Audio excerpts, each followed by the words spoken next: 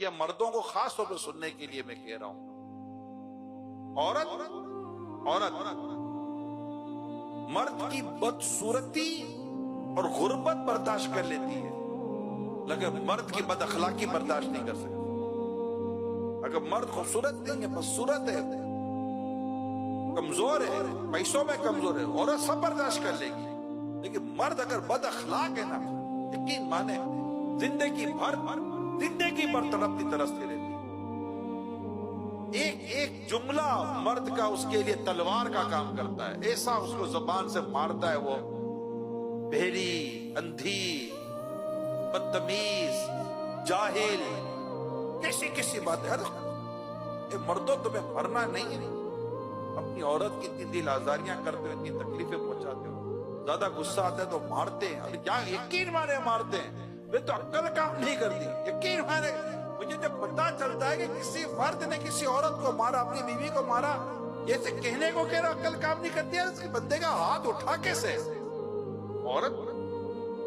میں مانتا ہوں کہاں کا سختی کی اجازت ہے، کہاں سختی کی اجازت ہے، مجھے پتا ہے. مگر جو ہو رہا ہوتا ہے نا ظلمن، بال سے پکڑ کر پھینکیں گے، ماریں گے، چہرے پر مارتے. چہرے پر مارنا ویسے ہی ناجائز ہے، سر اور چہرے پر مارنا. جانور کے چہرے پر اور سر پر نہیں مار سکتے. اور یہ مارتا بیوی کو، اور مارتا بیوی کو کمرے میں بند کر کے، بولتا ہے میں مرد ہوں. ارے خدا کا خوف کرو.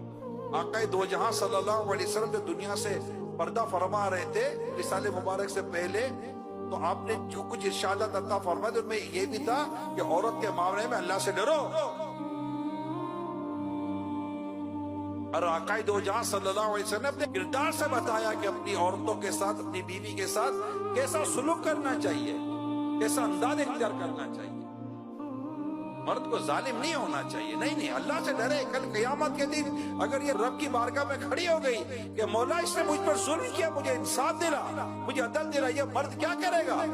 آپ بولے گا یہ عورت کون سی صحیح تھی. میں ابھی عورتوں سے بات نہیں کر رہا، میرے سامنے اس وقت مرد بیٹھے ہوئے ہیں، اور میں یہ نہیں کہتا کہ ساری گھر کی عورتیں شریف ہیں، نیک ہیں، پارسا ہیں اور جناب شوہر کے حق ادا کرنے والی ہیں. بالکل میں یہ نہیں کہتا. لیکن اس وقت جو بات ہو رہی ہے وہ ہے کہ مرد کا کردار کہ نبی پاک صلی اللہ تعالی علیہ وآلہ وسلم اپنے گھر میں کیسے تھے. یہ تو ہم نے سمجھنا ہے نا، ہم مردوں نے اس بات کو سیکھنا ہے نا. تو ہم اس بات کو ہی سیکھیں اور اس بات کو سمجھیں. قرآن کریم میں اللہ پاک فرماتا ہے اور ان سے اچھا برتاؤ کرو، عورتوں کے ساتھ اچھا برتاؤ کرو.